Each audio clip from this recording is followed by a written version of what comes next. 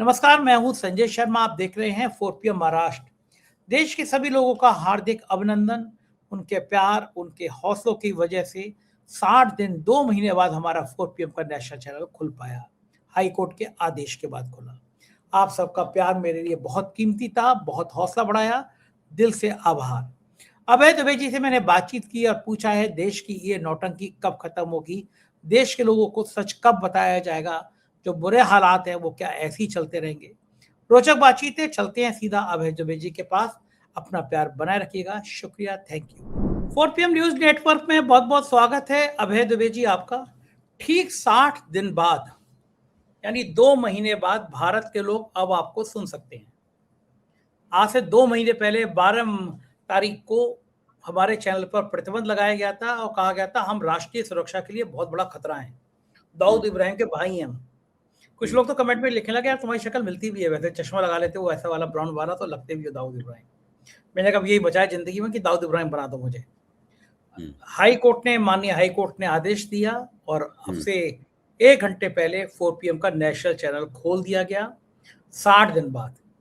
बहुत बहुत शुक्रिया आपका। आपने मुझे इस बीच में बहुत हौसला बढ़ाया, प्यार दिया, हिम्मत बढ़ाई। अभय जी, हमेशा आप कहते रहे कि तुम जीतोगे। कैसा लगेगा कल भारत के लोगों को जब आपकी आवाज भारत में फिर सुनाई देगी?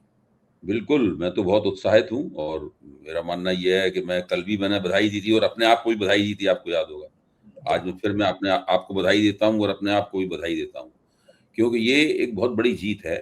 एक इतनी ताकतवर सरकार और इतनी बदला लेने की भावना से पीड़ित सरकार, ये ऐसी विकृति है, रिवेंजफुल एटीट्यूड, बदला लेने की भावना जो है, वो एक ऐसी विकृति है जो इस सरकार में बड़े पैमाने पर पाई जाती है। बदला लेना एक मानवीय दुर्गुण है, लेकिन सरकार, जब आप जनता के प्रतिनिधि हैं, फिर आप किस बात का बदला ले रहे हैं? झूठ बोलते हैं। 4 PM के ऊपर ये आरोप लगाना कि वो राष्ट्र विरोधी गतिविधियों में संलग्न है, इससे बड़ा झूठ और क्या हो सकता है? आप कोई भी व्यक्ति इसको सुनेगा, वो हंस देगा इस बात को लेकर। भाई, आखिरकार राष्ट्र विरोधी होने का हमारा स्वार्थ क्या है? मैं तो बार बार कहता हूं कि हम लोग, क्या सरकार का विरोध करना राष्ट्र का विरोध करना है? क्या सरकार की विदेश नीति का विरोध करना राष्ट्र का विरोध करना है? क्या अमेरिका और डोनाल्ड ट्रंप के प्रति जो रवैया है मोदी जी का और सरकार का, उसका विरोध करना राष्ट्र का विरोध करना है? क्या अर्थव्यवस्था का जिस तरीके से उन्होंने संचालन किया है और आज पूरे देश की अर्थव्यवस्था को तबाही के कगार पर लाकर खड़ा कर दिया है, इसकी आलोचना करना क्या राष्ट्र का विरोध करना है? अब तो कल से ये कहना शुरू कर देंगे कि भाई कि आप देश में विदेशी मुद्रा भंडार नीचे गिर रहा है, ये आप नहीं कह सकते, ये आप कहेंगे तो आप देश को बदनाम कर रहे हैं, आप राष्ट्र विरोधी हैं। इस प्रकार की बात भी करने लगेंगे तो कोई इसकी सीमा है कोई क्या? फिर तो आप अपने राष्ट्रीय स्वयंसेवक संघ के लठैतों से कहिए कि वो आए और वो राष्ट्रपति भवन और पूरे सब सरकार के ऊपर कब्जा कर लें और नरेंद्र मोदी को उसका तानाशाह घोषित कर दें। यही कमी रह गई है और क्या? दंड क्रमिकाएं करते हुए, काली टोपी लगाए हुए राष्ट्रीय स्वयंसेवक संघ के लोग आए और सनातन सनातन कहते हुए सबके ऊपर कब्जा कर लें। आपको शब्द बड़े याद रहते हैं, दंड क्रमिकाएं। यही शाखाओं में होता है ना। आपको ये शब्द किसी ने सुना नहीं होगा, मेरे 99% दर्शकों ने सुना नहीं होगा। मैंने तो किताब लिखी है पूरी इसके ऊपर। अच्छा, क्या है इस किताब में? किताब है हिंदू एकता बनाम ज्ञान की राजनीति। उसमें पूरा अध्याय है बदलता हुआ संघ परिवार। अच्छा, ओके। एक और बात शुरुआत यहीं से करता हूं। राहुल गांधी ने कहा है कि ये जो अपील की है प्रधानमंत्री जी ने खर्च कम करने की, ये युद्ध नहीं की वजह नहीं है, इसके पीछे कुछ और गहरी बात नजर आ रही है। और राहुल गांधी को मैं देख रहा हूँ, कोरोना के लेकर चीन तक उन्होंने जो कहा वो बात सही हुई है, सच हुई है। जो भविष्यवाणियां की हैं, आज तक मुझे ऐसा याद नहीं आ रहा कि राहुल गांधी की भविष्यवाणियां गलत हुई हैं। क्या लगता है अभय जी, ये जो बात कही गई है और राहुल गांधी कह रहे हैं कि इस मामले में श्वेत पत्र लेकर आए सरकार, बताए कि देश की आर्थिक नीति किस हालात में है, देश की अर्थव्यवस्था का क्या हाल है, क्या आपको लगता है ये कुछ और गहरा राज है जिसको सरकार छुपा रही है, बताना नहीं चाह रही? युद्ध के बहाने क्या वाकई में हम एक आर्थिक तबाही की तरफ बढ़ गए हैं? अर्थव्यवस्था वाकई में इतनी खतरनाक हो गई है? मंत्री लोग कह रहे हैं, क्या मुख्यमंत्री कह रहे हैं कल से, योगी आदित्यनाथ ने कहा कि मंत्रियों की गाड़ियां आधी कर दी जाएंगी, एक दिन प्राइवेट गाड़ी में चलेंगे। ये सब नाटक है क्या? पहले जीएसटी का अभियान का लोगो लगाने को कहा गया, टीपी लगाने को कहा गया, फिर वो हवा हवाई हो गई। क्या इस तरह की चीजें क्या केवल हवा हवाई होती हैं, भाषणबाजी होती है, या अभय जी कुछ और भी है इसके पीछे? वाकई में राहुल गांधी की बात कुछ गंभीर अर्थ पैदा करती है? नहीं, राहुल गांधी की बात गंभीर है, मैं उसको हल्के में नहीं ले सकता उस बात को, क्योंकि उस प्रकार के लक्षण मुझे भी दिखाई पड़ रहे हैं। राहुल गांधी तो एक सत्ता प्रतिष्ठान में स्वयं भी रह चुके हैं लंबे अरसे तक, खासतौर से 2009 से लेके और 2014 तक जो 5 साल थे, उसमें राहुल गांधी सत्ता प्रतिष्ठान के बिल्कुल नजदीक में थे और वो सब देखते थे कि सत्ता प्रतिष्ठान किस तरीके से चलता है। वो जानते हैं राहुल गांधी के जो विदेशी मुद्रा भंडार का कितना महत्व है। राहुल गांधी इस बात को जानते हैं कि रुपए की कीमत, करेंसी की कीमत अगर डॉलर के मुकाबले अंतर्राष्ट्रीय बास्केट ऑफ करेंसी में बहुत ज्यादा गिर जाए तो उसका क्या, उसकी समस्या क्या है। जब मनमोहन सिंह प्रधानमंत्री थे तो 2013 के आसपास, यानी 2014 से कुछ पहले, अंतर्राष्ट्रीय वित्तीय पूंजी की संस्थाओं ने भारत को 5-6 दुर्बल अर्थव्यवस्थाओं में शामिल कर दिया था। क्यों? क्योंकि 13 से 14% रुपए का अवमूल्यन हो गया था डॉलर के पर, और उसी बात को बहाना लेकर इन सब लोगों ने बड़ा उत्पात किया था। नरेंद्र मोदी वगैरह ने ये सब बहुत किया था कि जिस तरीके से भारत की अर्थव्यवस्था, अब रुपया जितना गिर रहा है उसी हिसाब से प्रधानमंत्री की उम्र बढ़ रही है वगैरह, इस प्रकार की बहुत ही घटिया किस्म की बातें इन लोगों ने की थी, जैसे कि इन लोगों की आदत है, बहुत ही परले दर्जे के घटिया लोग हैं। तो ये सब बातें इन लोगों ने की थी। अब क्या स्थिति है? जितना मनमोहन सिंह के जमाने में रुपए का अवमूल्यन हुआ था उसके दूने से ज्यादा अवमूल्यन रुपए का हो चुका है। और हमारी जो वित्त मंत्री हैं वो संसद में खड़े होकर गर्व से कहती हैं कि हमारी करेंसी बिल्कुल ठीक है, इट्स परफेक्टली ऑल राइट, इस प्रकार की बात करती हैं, काफी मजबूती के साथ मुट्ठी बांधते हुए। अब क्या है कि अब मामला बुरी तरीके से फंस गया है।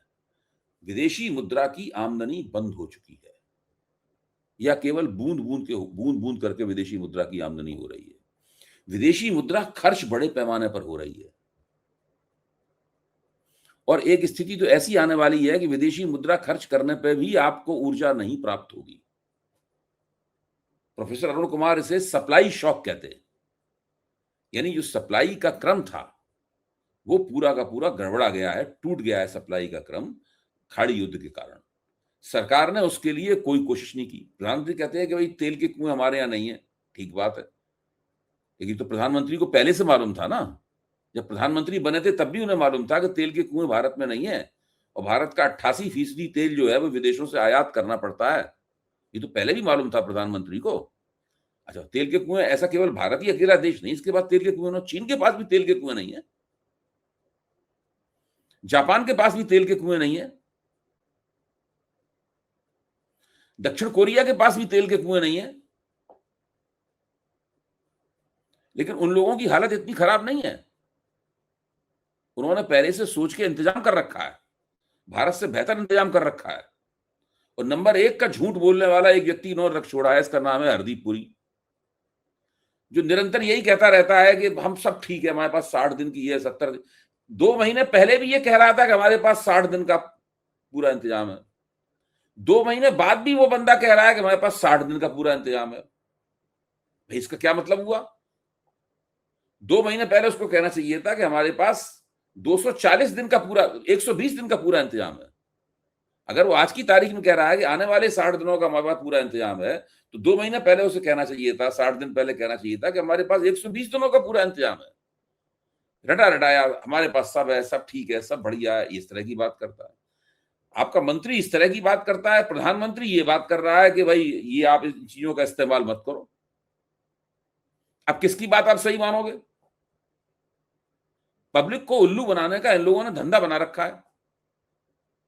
भारतीय अर्थव्यवस्था पिछले 20 वर्ष में, मैं कहता हूं 20 साल में, अपने सबसे ज्यादा संकटपूर्ण क्षण का सामना कर रही है। इसी बात को ये लोग छिपा रहे हैं। ये प्रधानमंत्री को बता दिया गया है कि ये सब हो गया है मामला, अब आप बहुत देर तक इसको खींचातानी नहीं कर सकते। इसकी जो राहुल गांधी कह रहे हैं, मेरी तो यही समझ में आता है कि शायद इसी चीज को छुपाने के लिए ये सारा का सारा नाटक किया जा रहा है। अच्छा, जहां तक तेल की कीमत बढ़ाने का सवाल था, तेल की कीमत तो बढ़ाना, सब लोग जानते हैं युद्ध चल रहा है, तेल मुश्किल में आ रहा है, तेल महंगा हो गया है, तेल की कीमत बढ़ाने पर लोग ऐसा इस बात पर लोग नहीं नाराज होंगे। खास बात यह है कि ये सब जो कहा जा रहा है, इसके पीछे एक प्रकार का दुराव है, छिपाव है। मतलब ये पब्लिक से झूठ बोला जा रहा है। इनकी हिम्मत नहीं है कि राष्ट्रीय मंच पर खड़े होकर ये कह दें कि हमारी अर्थव्यवस्था बहुत मुश्किल दौर से गुजर रही है, हम लोगों को तुरंत इन्हें। अब शरद पवार ने क्या कहा है, प्रधानमंत्री के वक्तव्य को सुनकर शरद पवार की प्रतिक्रिया आप देखिए क्या है। शरद पवार ने कहा है कि आप फौरन एक सर्वदलीय बैठक बुलाइए और उसमें लोगों को बताइए कि क्या क्या क्या समस्या क्या है। तो प्रधानमंत्री तो विष्णु भगवान के अवतार हैं, वो सर्वदलीय बैठक बुलाएंगे और उसमें राजनाथ सिंह को और सीतारमण को भेज देंगे बात करने के लिए, खुद नहीं आएंगे सर्वदलीय बैठक में। 2 सर्वदलीय बैठकें हो चुकी हैं ऑपरेशन सिंदूर के बाद से अब तक। मतलब जो पहलगाम की घटना हुई थी उसके बाद से दोनों में किसी में प्रधानमंत्री नहीं गए। क्यों नहीं जाते हैं वो, क्या शर्म है? नहीं, वो सबसे ऊपर है ना, वो सबसे ऊपर है। शान कट जाएगी खड़गे जी के सामने, राहुल के सामने बैठ जाएंगे तो। बिल्कुल, वैसे तो उनके साथ बैठ के खूब चाय पीते हैं, हाँ ऊ करते हैं, तस्वीरें देखी हम लोगों ने खड़गे जी के साथ चाय पीते हुए, उनकी प्रियंका गांधी के साथ बैठ के हा ऊ करते हुए सब करते रहते हैं, लेकिन किसी आधिकारिक कार्यक्रम में नहीं जाते हैं उनके साथ।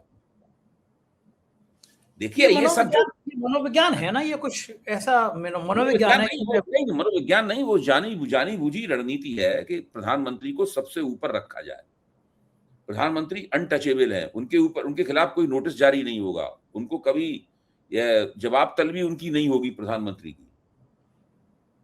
ये सब बातें हैं, ये एक अलिखित अघोषित प्रोटोकॉल है जिसका मीडिया भी पालन करता है और ब्यूरोक्रेसी भी पालन करती है, चुनाव आयोग भी पालन करता है, सब लोग पालन करते हैं। और कुछ का कुछ ऐसा प्रधानमंत्री की आप आलोचना नहीं कर सकते किसी चैनल पे जाकर।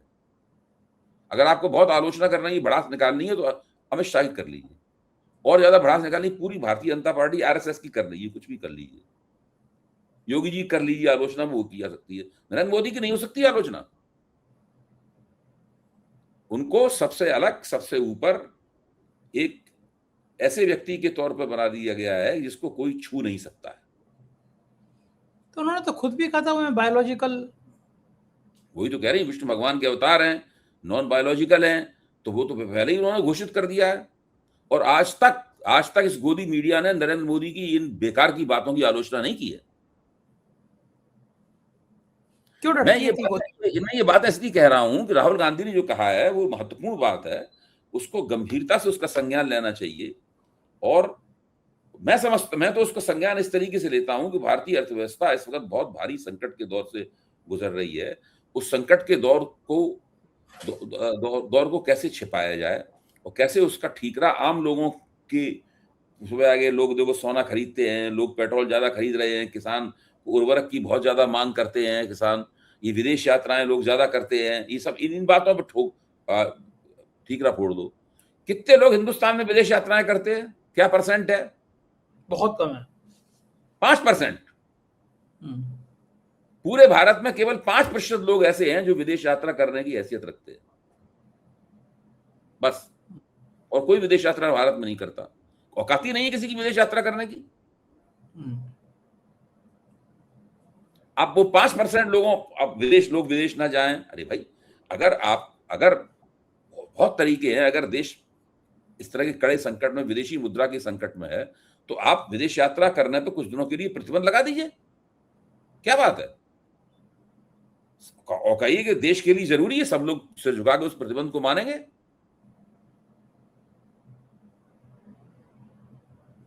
आप रिलायंस वाले और वो नायरा वाली जो कंपनियां हैं, वो बहुत भारत का बहुत सारा तेल एक्सपोर्ट कर रही हैं, बहुत बड़े पैमाने पर मुनाफा कमा रही हैं। आप तेल का एक्सपोर्ट है उसको प्रतिबंध लगा दीजिए। भाई अभी आपने जितना करना था कर लिया, अब 1 साल तक कोई तेल का, जब तक परिस्थिति ठीक ना हो जाए, अब तेल का कोई एक्सपोर्ट नहीं किया जाएगा। देखो, उनको लगातार बड़े से बड़ा मुनाफा कमाने की छूट दे रखी है, बहुत बड़े पैमाने पे मुनाफा कमा रहे हैं वो तेल का एक्सपोर्ट करके।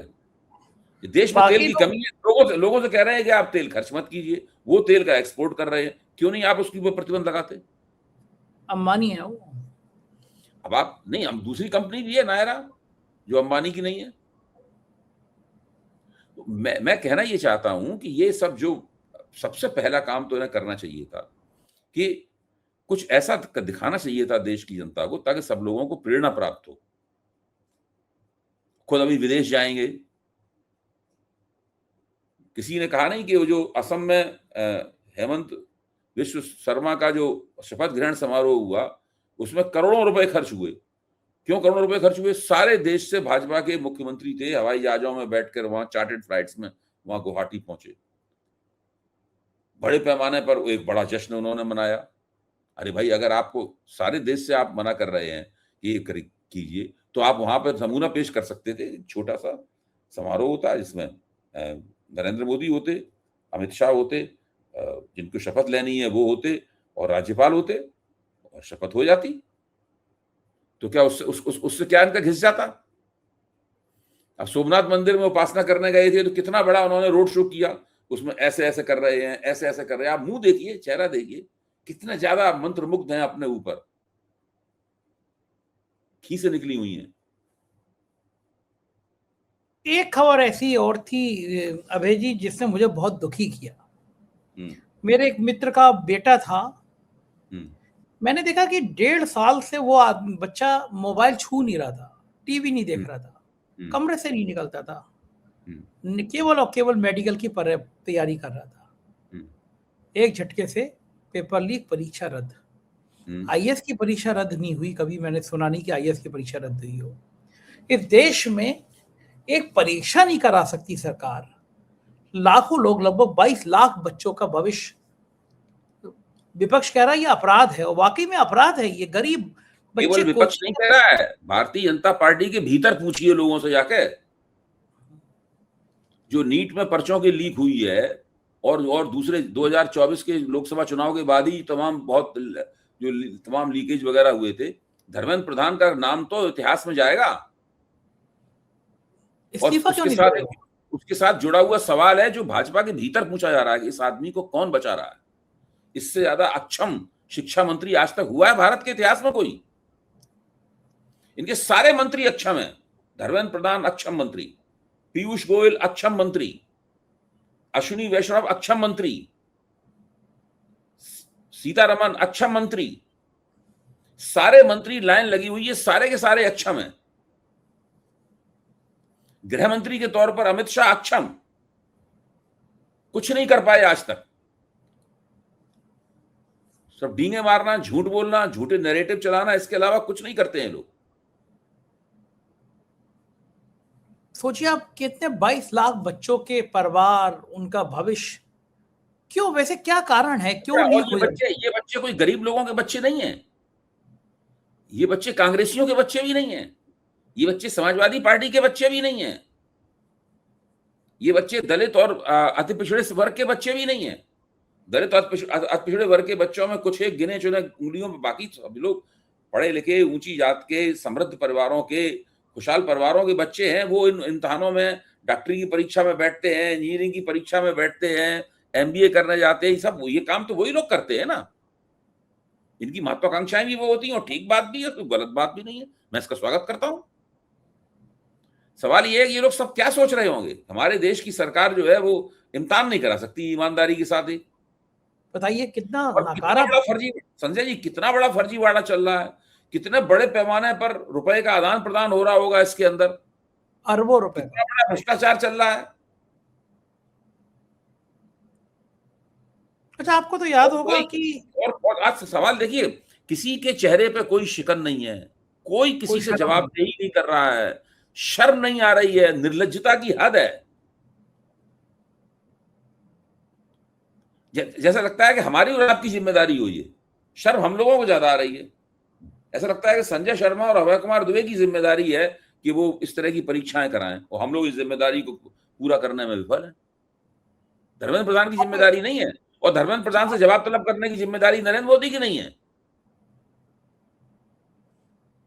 आपको याद होगा व्यापम घोटाला, सच ही सामने नहीं आया, ना जाने कितने गवाह मार दिए गए, मर गए। देखिए ये जो पर्चे लीक होने वाला, परीक्षा उच्च स्तरीय परीक्षाओं में पर्चे लीक होने वाला जो घोटाला है, ये सारे घोटालों का बाप है। इससे हम लोगों की जो नई पीढ़ी है, नई पीढ़ी के सबसे ज्यादा प्रतिभाशाली बच्चे जो हैं, वो इससे विपरीत प्रभावित हो रहे हैं। बहुत बुरी स्थिति है इसमें। भारतीय शिक्षा का कलंक है ये देश कभी आगे नहीं बढ़ सकता इस तरह की सरकार और इस तरह के शिक्षा मंत्री के नेतृत्व में। तो ये बात प्रधानमंत्री को समझ में नहीं आ रही कि शिक्षा मंत्री अब ये जो नेशनल टेस्टिंग एजेंसी है, एनटीए है, राहुल गांधी ने एक और ट्वीट किया, एक और पोस्ट की। उन्होंने कहा कि मैं कहता हूं गूगल पे देखो कि जब नीट के पर्चे लीक हो रहे थे तो एनटीए का डायरेक्टर जनरल डीजी कौन था और उस अफसर को सरकार ने इस वक्त कहां बैठा रखा है। एक सीएम का प्रिंसिपल चीफ सेक्रेटरी, हाँ, एक सरकार का। कौन जी? आप ये राहुल गांधी ने किया है? सब मलाई खाते हैं, बच्चों से किसी को मलाई खा रहे हैं। पूरी की पूरी सरकार नंबर 1 की भ्रष्ट है, इसकी कोई सीमा नहीं है। उसका सबसे बड़ा प्रमाण ये है, अब कहेंगे अभी हमारी सरकार भ्रष्ट नहीं है। अरे आपकी सरकार भ्रष्ट नहीं है तो आपकी सरकार में पर्चे क्यों लीक हो रहे हैं? क्या ये पर्चे ईमानदारी से लीक हो रहे हैं? भ्रष्टाचार के जरिए लीक नहीं हो रहे। और ये अकेला नीट का नहीं है, उत्तर प्रदेश में भी मैं देख रहा हूँ, मध्य प्रदेश में भी देख रहा हूँ, राजस्थान में भी देख रहा हूँ। मैं तो मानता हूं कि जो भारतीय जनता पार्टी के प्रवक्ता इस पर्चा लीक का विरोध नहीं कर रहे हैं उसके ऊपर, वो भी नैतिक रूप से भ्रष्ट हैं, भले उन्होंने निजी तौर पर पैसा लिया हो या न लिया हो। वो भारत की इस नई पीढ़ी, शिक्षित और उच्च वर्गीय जो नई पीढ़ी है, उसके समक्ष अपराधी की तरह खड़े हुए। अच्छा, संघ वैसे तो बड़ी वो नौजवानों की और शिक्षा की बात करता है, अब संघ के मुंह से आवाज नहीं निकल रही। प्रोफेसर चुपचाप, वो तो इसी तरह के हैं वो लोग। उनकी विचारधारा में गोटी लाल होनी चाहिए। सारा हिंदुस्तान जो है कूड़े में चला जाए, नाली में चला जाए, उन पे कोई असर नहीं पड़ता। अब बस वो ये है कि प्रधानमंत्री वो वहां बैठ के हिंदू का कीर्तन करते रहेंगे, कुछ नहीं करेंगे। वो कहेंगे कि क्या करोगे डॉक्टर बन के, चलो कावड़ यात्रा लेके चलो, कहीं किसी के घर में हरा झंडा उतार के लाओ। बहुत मैं आपको बताऊं, इन सब लोगों ने मिलकर ऐसा मुल्क बना दिया है। एक तो मूर्खों का बिल्कुल साम्राज्य स्थापित कर दिया है। उनके सामने कोई भी तथ्य रखते रहो, कोई भी तर्क स्थापित करते रहो, वो हमेशा हैं करते रहेंगे, अरे नहीं ऐसा नहीं वैसा है, और तुरंत कहने लगे वो कांग्रेस ने ऐसा किया था, वो जवाहरलाल नेहरू ने ऐसा किया था, वो राहुल गांधी ने ऐसा किया था, वो सब निकालते रहेंगे। अब इंदिरा गांधी ने 1967 में एक अपील की थी कि लोग पेट्रोल डीजल कम इस्तेमाल करें। तय जब हिंदुस्तान को आजाद हुए 20 साल हुए थे केवल। बीजेपी का जो प्रचार तंत्र है, इंदिरा गांधी का हिंदू में छपा हुआ वो वक्तव्य घुमा रहा है इस वक्त, ताकि नरेंद्र मोदी की अपील को जो है ना, वो कैसा कि नरेंद्र मोदी, इंदिरा गांधी ने अपील की थी, हमने अपील, सोचिए 1967 अपील की थी, उसको लिए घूम रहे हैं लोग। इस तरह के लोग आपने देखे कभी? मतलब मुंह छुपाने के लिए भी सहारा इंदिरा गांधी का ही लिया गया। आपने सोचा था कभी कि इस तरह के लोग हिंदुस्तान में हुकूमत करेंगे? सही बात है। आप सोचिए ना, सोच के भी अफसोस होता है। हम क्या इनके बारे में कहें, कैसे इनकी आलोचना करें? अंधेर नगरी चौपट, वो कहावत है ना, अंधेर नगरी चौपट राजा, टका सिर भाजी टका सिर खाजा। बहुत ये जो भारतेंद्र हरिश्चंद्र का ये कथन, ये भी कथन अपर्याप्त हो गया। मैं आपको बताऊं, इनके लिए तो कोई नई भाषा खोजनी पड़ेगी कि भाई इनकी आलोचना कैसे की जाए। आलोचना करने का मतलब है उन तक उनको कोई असर हो, असर ही नहीं, कुछ नहीं, करते रहिए आप। बिल्कुल ठीक बात है। बहुत बहुत शुक्रिया अभय जी, इतनी बातचीत की, थैंक यू सर। ये थे अभय दुबे जी और पूरी समीक्षा उन्होंने की। वास्तव में एक ऐसी सरकार है, इसको ना नौजवानों की चिंता, ना किसानों की चिंता, ना मध्यम वर्गीय परिवारों की चिंता। केवल चिंता है इस बात की है कि चुनाव के समय में 4 PM को बंद कर दिया जाए। आप सबके आशीर्वाद से 60 दिन के बाद 4 PM का नेशनल चैनल खुला है। सोचिए आप, कितना डर है। हाई कोर्ट के आदेश के बाद 60 दिन बाद चैनल खुला है। मेरे को पता है कि ये बहुत कठिन दौर था, आप साथ ना होते तो मैं हिम्मत छोड़ देता, लेकिन आपका बहुत साथ रहा, बहुत प्यार रहा, और मैं चाहता हूं ये प्यार हमेशा बना रहे। अपने सभी मित्रों से कहिएगा 4 PM के नेशनल चैनल को लगातार पुश करें, एक दूसरे को वीडियो भेजें, जिससे ये चैनल फिर से पहले की तरह गति पाए। आपका प्यार मेरे जीवन का सबसे कीमती तोहफा है, इसे बनाए रखिएगा। शुक्रिया, थैंक यू।